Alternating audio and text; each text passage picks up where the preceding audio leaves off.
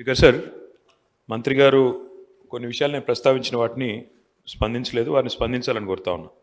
ఒకటి speaker sir, మొన్న కేంద్ర ప్రభుత్వం తీసుకొచ్చిన చట్టాల విషయంలో కర్ణాటక ముఖ్యమంత్రి సిద్ధరామయ్య గారు, అదేవిధంగా పశ్చిమ బెంగాల్ ముఖ్యమంత్రి మమతా బెనర్జీ గారు, తమిళనాడు ముఖ్యమంత్రి స్టాలిన్ గారు ముగ్గురు కూడా తమ తమ రాష్ట్రాల్లో సవరణలు తీసుకొస్తాం ఈ చట్టం. ఎందుకంటే ఈ చట్టం ఎట్లా ఉందంటే అధ్యక్ష, ఈ చట్టాల ప్రకారం ప్రభుత్వ చర్యలకు వ్యతిరేకంగా నిరాహార దీక్ష చేయడం కూడా నేరం.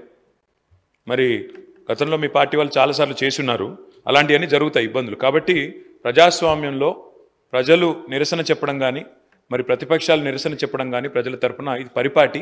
కాబట్టి కర్ణాటకలో ఉన్న కాంగ్రెస్ ప్రభుత్వం ఏదైతే ఈ సవరణలు తీసుకొస్తుందో వాటి విషయంలో మీరు ఏ నిర్ణయం తీసుకోబోతా ఉన్నారు? మీరు యథాతథంగా వారి అడుగుజాడలో నడుస్తారా, ఇప్పుడే సాంబశివరావు గారు చెప్పినట్టు, లేదా మీరు ఏదైనా సవరణలు తీసుకొస్తారా, రాబోయే సమావేశాలు తీసుకొస్తారా చెప్పాలని కోరుతా ఉన్నా. రెండవది, మన ఇప్పుడు ఇందాకనే హరీష్ రావు గారు చెప్పారు, మొన్న ఈ మధ్యన సుందరయ్య విజ్ఞాన్ భవన్లో పౌర హక్కుల కేంద్రం వాళ్ళు ఒక సభ పెట్టుకుంటామంటే కూడా పోలీసు వాళ్ళు అనుమతి ఇవ్వలేదు. ఇలాంటి పరిస్థితి ఈరోజు రాష్ట్రంలో కూడా చాలాసార్లు చూస్తూ ఉన్నాం. ముఖ్యంగా సోషల్ మీడియాలో పోస్టులు పెడితే కూడా డిలీట్ చేయమని ఒత్తిళ్లు ఇలాంటివన్నీ జరుగుతూ ఉన్నాయి. అనధికారిక ఒత్తిడి, అనధికార బలోప్రయోగం, అనధికారికంగా చేయడం ఇది కరెక్ట్ కాదు. ఇది కూడా ప్రభుత్వం కన్సిడరేషన్లో తీసుకోవాలా. చట్టాలను దుర్వినియోగం చేసే పరిస్థితి ఉంటే కూడా తప్పకుండా ప్రభుత్వం చూడాలి. మూడవది, మీరు అన్నారు కఠిన చర్యలు తీసుకుంటాం అసెంబ్లీ ప్రాంగణంలో ఎక్కడైనా మార్ఫింగ్ కానీ ఇంకోటి కానీ జరిగితే. మాకు అభ్యంతరం లేదు అధ్యక్ష. కాకపోతే ఒకటి మాత్రం స్పష్టంగా మీకు గుర్తు చేస్తా ఉన్నా, పార్లమెంట్లో సభ్యులుగా పనిచేసిన ఉత్తమ్ కుమార్ రెడ్డి గారు ఉన్నారు, పొన్నం ప్రభాకర్ గారు ఉన్నారు, ఇంకా చాలామంది గతంలో పార్లమెంట్లో పనిచేసిన వాళ్ళు, మా ప్రభాకర్ రెడ్డి గారు ఉన్నారు, ఇంకా ఇతరులు ఉన్నారు. పార్లమెంట్లో అధ్యక్ష మీరు తెలుసుకోండి కావాలంటే శ్రీధర్ బాబు గారు, you can talk to the secretary general, they will give you the information. పార్లమెంట్లో గౌరవ సభ్యులు, ఎందుకంటే అక్కడ ఉన్న పార్టీ, అక్కడ ఉన్న ప్రభుత్వము ప్రతిపక్షాలను చూపెట్టడం లేదు, కెమెరాలు తిప్పేస్తున్నారు, ఇంకేటో చూపెడుతున్నారు. సరే, ఇక్కడ జరుగుతుందా జరగలేదా, I leave it to your wisdom sir. కానీ నేను మీకు చేసే విజ్ఞప్తి అధ్యక్ష, మంత్రులు రన్నింగ్ కామెంటరీ చేస్తే ఎట్లా అధ్యక్ష? ట్రెజరీ బెంచెస్ అది కూడా మంత్రులు రన్నింగ్ కామెంటరీ ఏంది అధ్యక్ష? అధ్యక్ష, మినిస్టర్ గారు, గౌరవం అనేది గౌరవానికి సంబంధించిన అంశం అన్నారు అధ్యక్ష. నేను ఒకటి గుర్తు చేస్తా ఉన్నా అధ్యక్ష, మీరు పార్లమెంట్ ప్రొసీజర్స్ చూడండి. పార్లమెంట్లో ఉత్తమ్ కుమార్ రెడ్డి గారిని అడగండి, లేదా అక్కడ పనిచేసిన వెంకటరెడ్డి గారిని అడగండి, ప్రభాకర్ రెడ్డి గారిని అడగండి, ఇతర సభ్యులను కూడా అడగండి. అక్కడ రేవంత్ రెడ్డి గారు కూడా పార్లమెంట్ సభ్యుడిగా పనిచేస్తున్నారు, వారికి కూడా తెలుసు.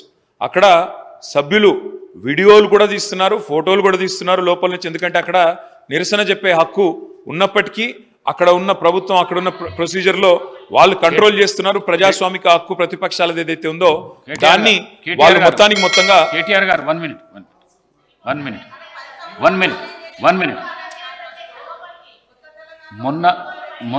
మొన్న హాల్లో తీసిన వీడియో ఏదైతున్నదో మీకు మేము పంపిస్తాము. ఎంత దుర్మార్గపు చర్య, ఎంత దుశ్చర్యకు చర్య, ఈ సభ్య సమాజం తలదించుకునే విధంగా ఆ వీడియో ఉన్నది. ఆ వీడియోను పంపిస్తాం, మీరు చూసినాక మీరు మాట్లాడండి. స్పీకర్ సార్, సభ బాగా నడవాలి అంటే ట్రెజరీ బెంచెస్కి ఓపిక ఉండాలి. ఎందుకంటే ప్రతిపక్షాల తరఫున తప్పకుండా మేము మాట్లాడాలి, ప్రజల తరఫున మాట్లాడతాం, కానీ ట్రెజరీ బెంచెస్కి ఓపిక ఉండాలి. ఇవాళ ఫ్రస్ట్రేషన్ ఎవరికుందో కనబడతా ఉంది మేడం. ఎందుకంటే ఇక్కడ ఏం మాట్లాడకుండా కూర్చున్న మా అక్కల మీద నోటికొచ్చినట్టు మాట్లాడింది ఎవరో చూసాం, నోటికొచ్చినట్టు నోరు పారేసుకున్నది ఎవరో చూసాం. ఆ తర్వాత కూడా మేము ఇక్కడి నుంచి పోయిన తర్వాత కూడా నోటికొచ్చినట్టు మళ్ళీ దూషించింది ఎవరో చూసాము. ముందేమో అక్కలు ముంచుతారన్నారు, ఆ తర్వాతనేమో అక్కలను మేము ముంచుతామని మాట్లాడింది. 5 నిమిషాల్లో ఊసర వెళ్ళి రంగులు మార్చింది. మినిస్టర్ గారు, సబ్జెక్ట్ మాట్లాడండి, డివియేషన్ కాకండి. సబ్జెక్ట్ మాట్లాడండి. స్పీకర్ సార్, కేవలం మనకి ఇష్టం లేనిది మాత్రమే మనం కామెంట్ చేస్తామంటే కుదరదు సార్.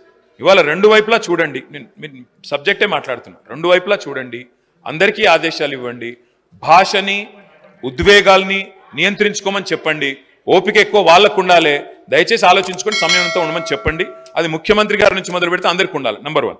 నెంబర్ 2, అధ్యక్ష, పోలీస్ వాళ్ళు ఈ మధ్యన సుందరయ్య విజ్ఞాన్ కేంద్రంలో పౌర హక్కుల సంఘం వాళ్ళు మీటింగ్ పెట్టుకుంటామంటే ఆ విషయంలో వారు మరి ఏ చట్టం పెట్టుకుని వాళ్ళు నిరాకరించారో తెలియదు, వాళ్ళు బాధపడతా ఉన్నారు. దయచేసి ఇలాంటి సంఘటనలు పునరావృతం కాకుండా చూడండి. అధ్యక్ష, ఇప్పుడే మంత్రి గారు మాట్లాడుతూ ఒక ఆధునికమైన హైకోర్టు కడతామని చెప్పారు. అధ్యక్ష వారికి అధ్యక్ష ఈ రన్నింగ్ కామెంటరీ మంత్రులు చేయడమే సార్, ఇది ఎక్కడ చూడలేదు నేను. అధ్యక్ష ఇంకొక మాట, అధ్యక్ష హైకోర్టు భవనం ఆధునికంగా కడతామన్నారు. We welcome it. కాకపోతే అధ్యక్ష ప్రొఫెసర్ జయశంకర్ వ్యవసాయ విశ్వవిద్యాలయ విద్యార్థులు ఒకరోజు కాదు అధ్యక్ష, దాదాపు 100 రోజులు తమ వ్యవసాయ విశ్వవిద్యాలయ భూములు తీసుకోవద్దు, మా భూముల్లో కాకుండా ఇంకెక్కడైనా కట్టండి హైకోర్టు అని చెప్పి వారు ఆందోళన కూడా చేశారు. నేను రాష్ట్ర ప్రభుత్వ దృష్టికి తీసుకొని వస్తా ఉన్నా. వ్యవసాయ విశ్వవిద్యాలయంలో జరగాల్సింది పరిశోధనలు, వ్యవసాయ విశ్వవిద్యాలయంలో జరగాల్సింది సాంకేతికపరమైన ఆలోచనలు. దానికి భూమి కూడా అవసరం సార్, ఎందుకంటే అక్కడ ఫీల్డ్ ఎక్స్పెరిమెంట్స్ చేయాలి. ఆ ఫీల్డ్ ఎక్స్పెరిమెంట్స్ నుంచి వచ్చే రీసెర్చ్ డెవలప్మెంట్ ద్వారానే కొత్త వంగడాలు కానీ కొత్త ఆలోచనలు కానీ రైతాంగానికి వ్యవసాయానికి రాష్ట్రానికి ఉపయోగపడే విధంగా చేయాలి. కాబట్టి దయచేసి నేను ప్రభుత్వాన్ని కోరేది, వ్యవసాయ విశ్వవిద్యాలయ భూములు తీసుకొని హైకోర్టులో 100 ఎకరాలు కేటాయిస్తామనే ఆలోచన ఏదైతే ఉందో దయచేసి దాన్ని విరమించుకోండి. అక్కడ విద్యార్థులు ఆందోళన చేస్తూ ఉన్నారు, అక్కడి శాస్త్రవేత్తలు ఆందోళన చేస్తూ ఉన్నారు, అక్కడి యూనివర్సిటీ ప్రొఫెసర్లు ఆందోళన చేస్తూ ఉన్నారు, అక్కడి వారందరూ కూడా ఆందోళన చేస్తున్న నేపథ్యంలో ప్రొఫెసర్ జయశంకర్ వ్యవసాయ విశ్వవిద్యాలయ విద్యార్థుల ఆందోళనను దృష్టిలో పెట్టుకుని వారు విరమించుకోవాలి. ఆ ప్రతిపాదన మరో చోట హైకోర్టు ప్రతిపాదించాలని కోరుతాం.